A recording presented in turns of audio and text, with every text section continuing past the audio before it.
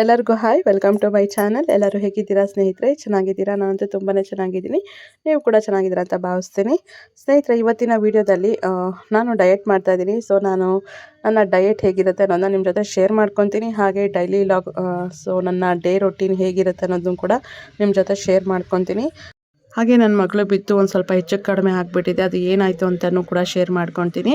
Log ಹೋಗೋಕ್ಕಿಂತ ಮುಂಚೆ ಇನ್ನೂ ಯಾರಾದರೂ ನನ್ನ ಚಾನಲ್ನ ಸಬ್ಸ್ಕ್ರೈಬ್ ಆಗದೆ ನೋಡ್ತಾ ಇದ್ದರೆ ಪ್ಲೀಸ್ ಸಬ್ಸ್ಕ್ರೈಬ್ ಆಗಿ. ವಿಡಿಯೋ ಇಷ್ಟ ಆದರೆ ಲೈಕ್ ಮಾಡಿ, ಕಮೆಂಟ್ ಮಾಡಿ, ಶೇರ್ ಮಾಡಿ. ಫ್ರೆಂಡ್ಸ್, ನನ್ನ ಹಸ್ಬೆಂಡು ಬ್ಯಾಂಗ್ಳೂರ್ಗೆ ಹೋಗಿದ್ದಾರೆ. ಒಂದು ಮಿಷಿನ್ ತೊಗೊಬೇಕು ಅಂತ ಅಂದ್ಕೊಂಡಿದ್ದಾರೆ, ಅಂದರೆ ಪ್ರಿಂಟಿಂಗ್ ಮಿಷಿನು. ಸೊ ಅಂಗಡಿಗೆ ಬೇಕಾಗಿದೆ. ಸೊ ಒಂದು ಹೊಸ ಬಿಸ್ನೆಸ್ ಮಾಡಬೇಕು ಅಂತ ಅಂದ್ಕೊಂಡಿದ್ದಾರೆ. ಸೊ ಅದಕ್ಕೆ ಈ ಥರ ನೋಡಿ ಏನೆಲ್ಲ ಇಲ್ಲಿ ಐಟಮ್ಸ್ ಇದೆಯೋ ಅದನ್ನೆಲ್ಲ ಪ್ರಿಂಟ್ ಮಾಡುವಂತಹ ಮಿಷಿನು. ಸೊ ಇದನ್ನೆಲ್ಲ ನನ್ನ ಹಸ್ಬೆಂಡೇ ಮುಂದಕ್ಕೆ ಪ್ರಿಂಟ್ ಮಾಡಿ ಈ ಥರ ರೆಡಿ ಮಾಡ್ತಾರೆ. ಸೊ ಆ ಥರ ಬಿಸ್ನೆಸ್ ಮಾಡಬೇಕು ಅಂತ ಅಂದ್ಕೊಂಡಿದ್ದಾರೆ ನನ್ನ ಹಸ್ಬೆಂಡು. ಸೊ ಅದಕ್ಕಿನ್ನೂ ನಾವು ಟ್ರೈ ಮಾಡ್ತಾಯಿದ್ದೀವಿ. ಯಾವುದೋ ಅಂದ್ಕೊಂಡಿದ್ದು ಇನ್ನೂ ಆಗ್ತಾಯಿಲ್ಲ. ಸೊ ನಾವು ಟ್ರೈ ಮಾಡ್ತಾಯಿದ್ದೀವಿ. ಮಿಷಿನ್ ತೊಗೊತೀವ ಇಲ್ವಾ ನೋಡೋಣ. ತೊಗೊಂಡ್ರೆ ಖಂಡಿತ ನಿಮ್ಮ ಜೊತೆ ಶೇರ್ ಮಾಡ್ಕೊತೀನಿ. ಸೊ ತುಂಬ ಚೆನ್ನಾಗಿದೆ. ಇಲ್ಲಿ ಈ ಥರ ಎಲ್ಲ ನಾವು ಈ ಥರ ಗಿಫ್ಟ್ ಐಟಮ್ಸ್ ಎಲ್ಲ ರೆಡಿ ಮಾಡಿ ನಾವು ಬಿಸ್ನೆಸ್ ಮಾಡ್ಬೋದು, ಚೆನ್ನಾಗಿರುತ್ತೆ.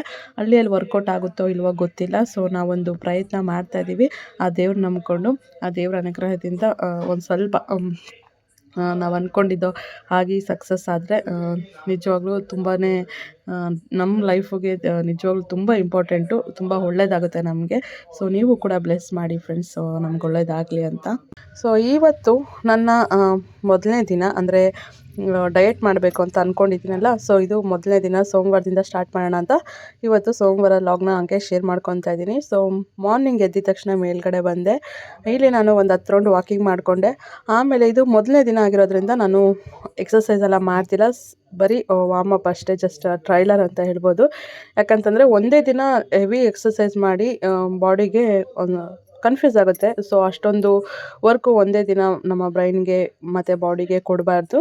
ಸೊ ನಿಧಾನಕ್ಕೆ ಈ ಥರ ನನ್ನ ಬಾಡಿಗೆ ಎಕ್ಸಸೈಸು, ಈ ಥರ ಡಯೆಟು ಎಲ್ಲ ಮಾಡ್ತಾಯಿದ್ದೀನಿ ಅಂತ ಅದಕ್ಕೂ ಗೊತ್ತಾಗಬೇಕು ನಮ್ಮ ಬಾಡಿಗೂ. ಅಂದರೆ ಆವಾಗಲೇ ನಮ್ಮ ನಿಧಾನಕ್ಕೆ ನಮ್ಮ ತೂಕ ಕಡಿಮೆ ಆಗೋದು. ಸೊ ಸಣ್ಣ ಆಗಬೇಕು ಅಂತ ಸತತ ಪ್ರಯತ್ನ ಪಡ್ತಾಯಿದ್ದೀನಿ. ಅದಕ್ಕೆ ಎಲ್ಲ ಎಕ್ಸಸೈಸ್ ಮಾಡೋಣ ಅಂತ. ಸೊ ನನಗೆ ಕಷ್ಟ ಏನಿಲ್ಲ, ನನಗೆ ಗೊತ್ತು ನಾನು ಈಸಿಯಾಗೆ ಸಣ್ಣ ಆಗ್ತೀನಿ. ಯಾಕಂದರೆ 1 ಮಂತ್ ಸಾಕು. ನಾನು ತುಂಬ ಸರಿ ದಪ್ಪ ಆದಾಗೆಲ್ಲ 1 ಮಂತಲ್ಲಿ ಸಣ್ಣ ಆಗಿಬಿಟ್ಟಿದ್ದೀನಿ. ತೂಕನೂ ಕೂಡ ಕಡಿಮೆ ಮಾಡ್ಕೊಂಡಿದ್ದೀನಿ. ಅದಕ್ಕೆ ನನಗೇನು ತೊಂದರೆ ಇಲ್ಲ. ಆದರೆ 1 ಮಂತ್ ಕರೆಕ್ಟಾಗಿ ಫಾಲೋ ಆಗಬೇಕು. ಅದೇ ಒಂದು ಸ್ವಲ್ಪ ಸೋಂಬೇರಿ ನಾನು. ಒಂದೊಂದು ಸರಿ ನೈಟ್ ಏನಾದರೂ ನಿದ್ದೆ ಮಾಡೋದು ಲೇಟ್ ಆದರೆ ಬೆಳಗ್ಗೆ ಎದ್ದೋಳಲ್ಲ, ಅದೊಂದೇ ಪ್ರಾಬ್ಲಮ್ಮು. ಅರ್ಲಿ ಮಾರ್ನಿಂಗ್ ಮಾಡಿದ್ರೆ ತುಂಬಾ ಒಳ್ಳೆಯದು. ಸೊ ನಾನು ಸಿಂಪಲ್ಲಾಗಿ ಕೆಲವೊಂದು ಎಕ್ಸಸೈಸ್ ಹೇಗೆ ಮಾಡೋದು ಅಂತ ತೋರಿಸ್ತಾ ಇದ್ದೀನಿ ಅಷ್ಟೇ. ನಾನು ಫುಲ್ಲು ಡೀಟೇಲಾಗಿ ನಾನೇನು ತೋರಿಸ್ತಾ ಇಲ್ಲ, ಜಾಸ್ತಿ ಏನೂ ಮಾಡ್ತಾಯಿಲ್ಲ. ಯಾಕಂದರೆ ಮಗು ಮಲಗಿತ್ತು, ಅವಳು ಎದ್ದಾಗ ನಾನು ಪಕ್ಕದಲ್ಲಿಲ್ಲ ಅಂತಂದರೆ ಒಂದೇ ಸಮ ಅಳ್ತಾಳೆ. ಸೊ ಸಿಂಪಲ್ಲಾಗಿ ಆಯಿತು ಇವತ್ತು ನನ್ನ ಎಕ್ಸಸೈಸು, ವಾಕಿಂಗು ಅಂತ ಹೇಳ್ತೀನಿ. ಸೊ ಈಗ ಮನೆಗೆ ಹೋಗ್ತಾಯಿದ್ದೀನಿ. ಸೊ ಮನೆಗೆ ಹೋದ್ಮೇಲೆ ಇದೆಯಲ್ಲ ಕೆಲಸಗಳು, ಮನೆ ಕೆಲಸಕ್ಕಿಂತ ದೊಡ್ಡ ಎಕ್ಸಸೈಸ್ ಇನ್ನೇನಾದರೂ ಇದೆಯಾ? ಸೊ ಒಂದು ಸ್ವಲ್ಪ ಬೆವರು ಬಂದಂಗೆ ಅನಿಸ್ತು ಸುಮ್ಮನೆ ವಾರ್ಮಪ್ ಮಾಡಿದ್ದಕ್ಕೆ. ಬಟ್ ಇನ್ನೂ ಕೆಲಸಗಳು ಮಾಡಿದ್ರೆ ಇನ್ನೂ ಬೆವರು ಬರುತ್ತೆ. ಸೊ ಎಕ್ಸರ್ಸೈಸು, ಮನೆ ಕೆಲಸ ಮತ್ತು ಡಯೆಟಲ್ಲೂ ಒಂದು ಸ್ವಲ್ಪ ಕಂಟ್ರೋಲು, ಔಟ್ಸೈಡ್ ಫುಡ್ಡೆಲ್ಲ ಕಡಿಮೆ ಮಾಡಿಕೊಂಡ್ರೆ ಆರಾಮಾಗಿ ಸಣ್ಣ ಆಗ್ಬೋದು 1 ತಿಂಗಳಲ್ಲಿ. ಸೊ 1 ತಿಂಗಳಲ್ಲಿ ಸಣ್ಣ ಆಗ್ತೀನಿ.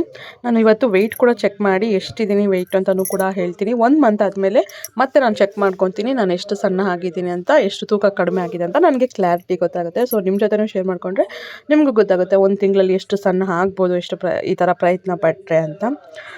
ಸೊ ಡೆಫಿನೆಟ್ಲಿ ಸಣ್ಣ ಆಗೋವರೆಗೂ ನಾನಂತೂ ಬಿಡೋದಿಲ್ಲ. ಯಾಕಂತಂದರೆ ನಾನು ಅಂದ್ಕೊಂಡಿದ್ದು ಮಾಡಲೇಬೇಕು, ಮಾಡೇ ಮಾಡ್ತೀನಿ. ಸೊ ಸಣ್ಣಕ್ಕಿದ್ರೇ ಎಷ್ಟೋ ಚೆನ್ನಾಗಿರ್ತೀವಿ. ಯಾಕಂದರೆ ಇವಾಗ ಮದುವೆ ಆಗಿದೆ, ಮಗು ಕೂಡ ಆಗಿದೆ. ನಾವು ಈ ಟೈಮಲ್ಲಿ ನಮ್ಮ ಸ್ಕಿನ್ ಕೇರ್ ಆಗಲಿ, ಬಾಡಿ ಕೇರ್ ಆಗಲಿ, ಹೇರ್ ಕೇರ್ ಆಗಲಿ, ನಮ್ಮನ್ನು ನಾವು ಕೇರ್ ಮಾಡ್ಕೊಂಡಿಲ್ಲ ಅಂದರೆ ಯದ್ವಾ ದೇಹ ಬೆಳೆದು ನಮ್ಮ ಸ್ಕಿನ್ನಲ್ಲಿ ಪ್ರಾಬ್ಲಮ್ ಬಂದು ಕೂದಲು ಉದುರಿ ಈ ಥರ ಎಲ್ಲ ಥರ ಪ್ರಾಬ್ಲಮ್ ಬಂತು ಅಂತಂದರೆ ಹೆಂಗಿರುತ್ತೆ ಅಂದರೆ ನಾಳೆ ಸಮಾಜ ನಮ್ಮ ಕಡೆ ಕಣ್ಣೆತ್ತು ನೋಡೋದಿಲ್ಲ. ಮೀನ್ಸ್ ಇವಾಗ ಹೆಣ್ಮಕ್ಳು ಅಂದರೆ ಅಂದ ಚಂದನೇ ಇರಬೇಕು.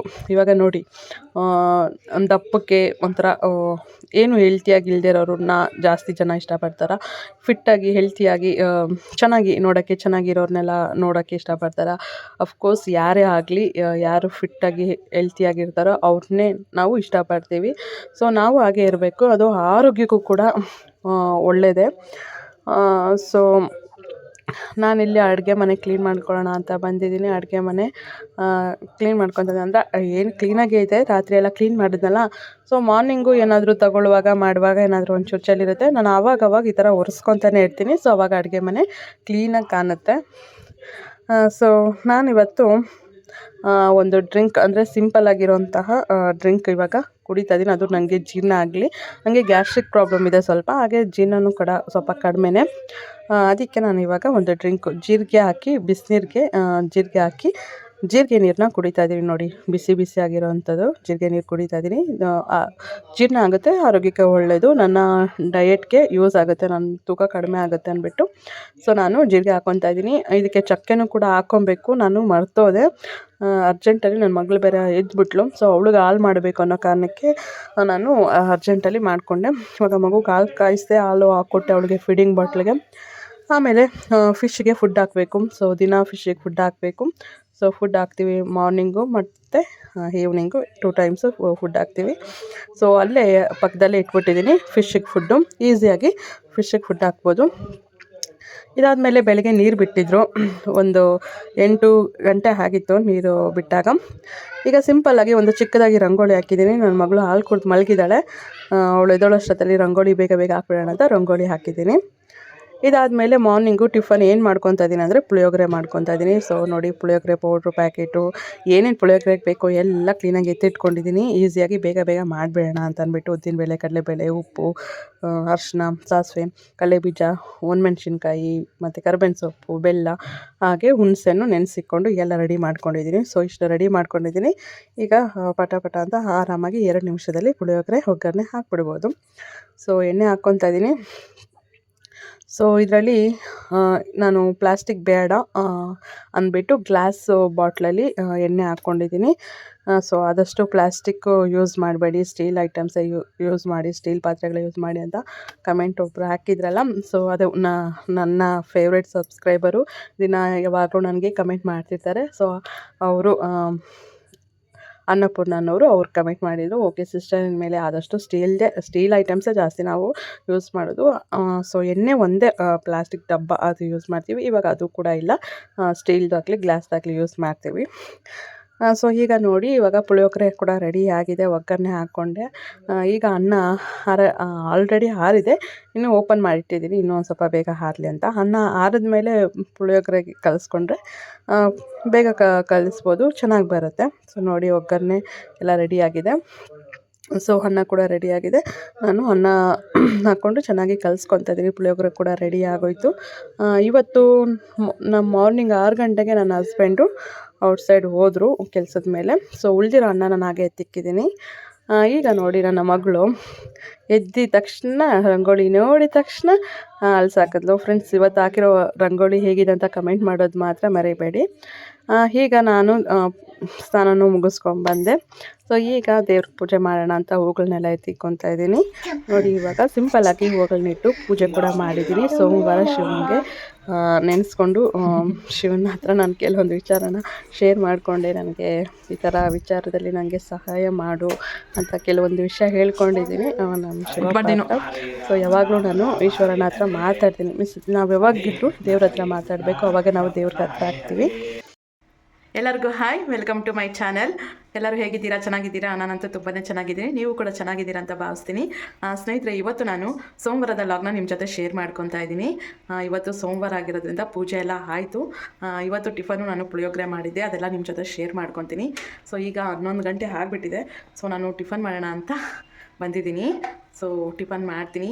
ಸೊ ಇವತ್ತು ಕೂಡ ಡಯೆಟ್ ಕೂಡ ಮಾಡ್ತಾಯಿದ್ದೀನಿ. ಸೊ ನನ್ನ ಡಯೆಟ್ ಪ್ಲ್ಯಾನ್ ಹೇಗಿದೆ, ನಾನು ಹೇಗೆ ಡಯೆಟ್ ಮಾಡ್ತಾಯಿದ್ದೀನಿ ಅನ್ನೋದೆಲ್ಲ ಈ ವಿಡಿಯೋದಲ್ಲಿ ಶೇರ್ ಮಾಡ್ಕೊತೀನಿ. ಹಾಗೆ ಇವಾಗ ಅಟ್ ಪ್ರೆಸೆಂಟ್ ನನ್ನ ವೆಯ್ಟ್, ನನ್ನ ತೂಕ ಎಷ್ಟಿದೆ, ಸೊ 1 ಮಂತ್ ಆದಮೇಲೆ ನನ್ನ ವೆಯ್ಟ್ ಎಷ್ಟು ಆಗಿರುತ್ತೆ ಅಂತ ನಾನು ಇವಾಗಿಂದನೇ 1 ಮಂತ್ ನಾನು ಅಂದ್ಕೊಂಡಿದ್ದೀನಿ. 1 ಮಂತಲ್ಲಿ ಸಣ್ಣ ಆಗಬೇಕು, ವೆಯ್ಟ್ ಕಡಿಮೆ ಮಾಡ್ಕೊಬೇಕು ಅಂತ. ಸೊ ಇವತ್ತು ವೆಯ್ಟ್ ಚೆಕ್ ಮಾಡ್ಕೊತೀನಿ.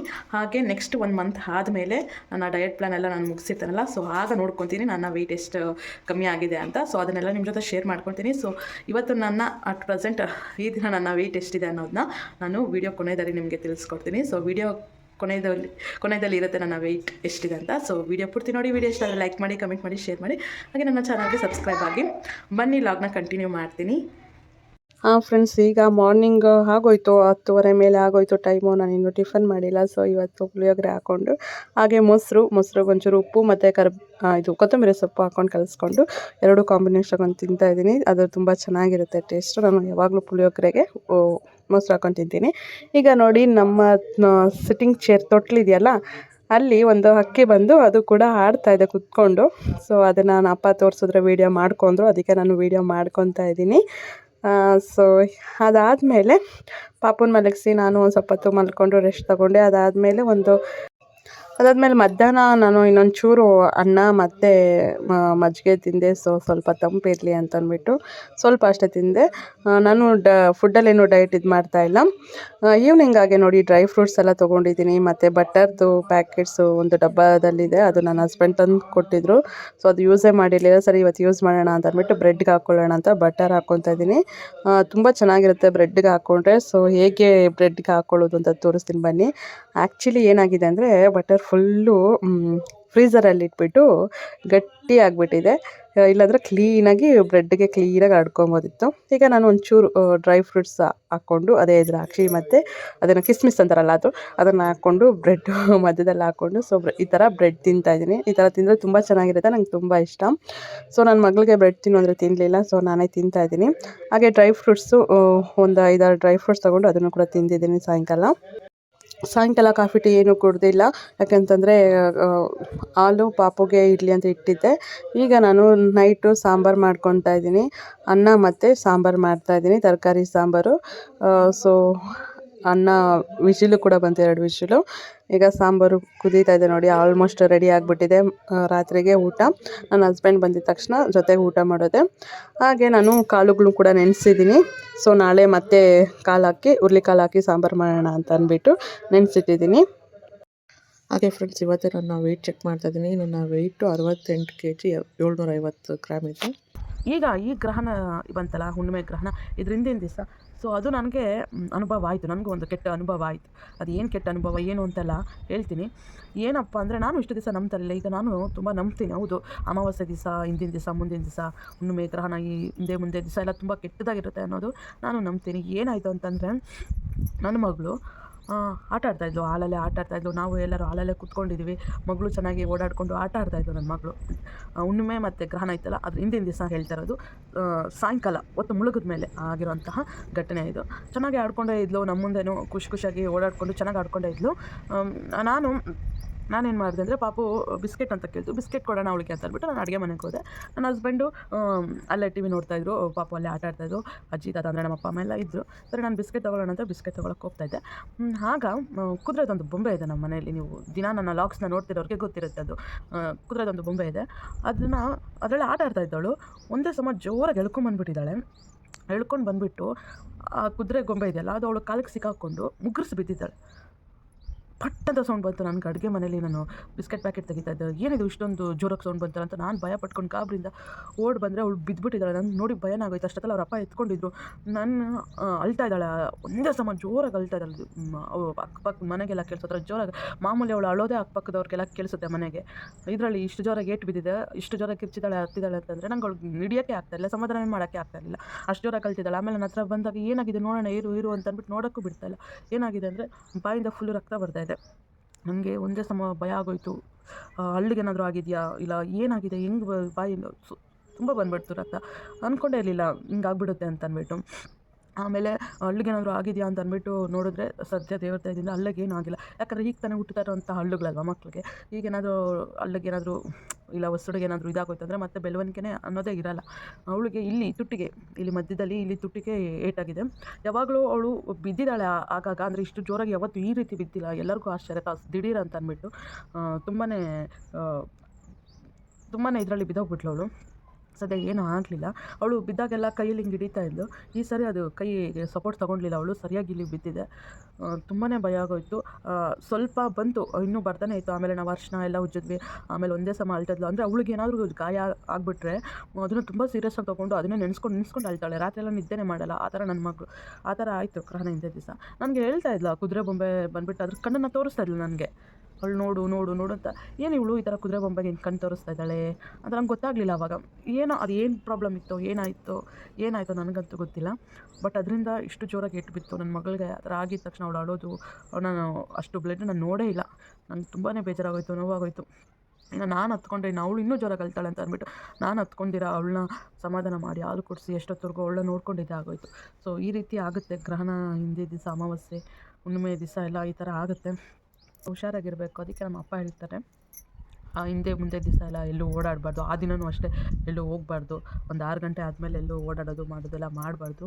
ಆದಷ್ಟು ಮನೆಯಲ್ಲೇ ಇರಬೇಕು ಅಂತೆಲ್ಲ ನಮ್ಮ ಅಪ್ಪ ಹೇಳ್ತಾರೆ. ಅದು ನಮ್ಮ ಒಳ್ಳೆಯದಕ್ಕೆ. ಸೊ ನನಗೆ ಅಪ್ಪ ಹೇಳಿದ್ರು, ನಿಮಗೂ ಹೇಳ್ತಾ ಇದ್ದೀನಿ, ನಿಮಗೂ ಉಪಯೋಗಕ್ಕೆ ಆಗ್ಬೋದು ಅಂತ ಹೇಳ್ತಾ ಇದ್ದೀನಿ ಅಷ್ಟೇ. ನನ್ನ ಮಗಳಿಗೆ ಈ ಥರ ಆಯಿತು ಅಂತ ನನಗೆ ಅಷ್ಟು ಬೇಜಾರಾಗ್ತಾಯಿದೆ, ತುಂಬ ಬೇಜಾರಾಯಿತು. ಸೊ ಪ್ರತಿಯೊಂದು ಶೇರ್ ಮಾಡ್ಕೊತೀನಿ, ಇದನ್ನ ಯಾಕೆ ಶೇರ್ ಮಾಡ್ಕೊಬಾರ್ದು ಅಂತ ಅನಿಸಿ ನಾನು ಶೇರ್ ಮಾಡ್ಕೊತಾ ಇರೋದು. ಸೊ ಈ ರೀತಿ ಇರುತ್ತೆ ಕೆಲವೊಂದು ಬ್ಯಾಡ್ ಟೈಮು. ನಾವು ಹುಷಾರಾಗಿರಬೇಕು.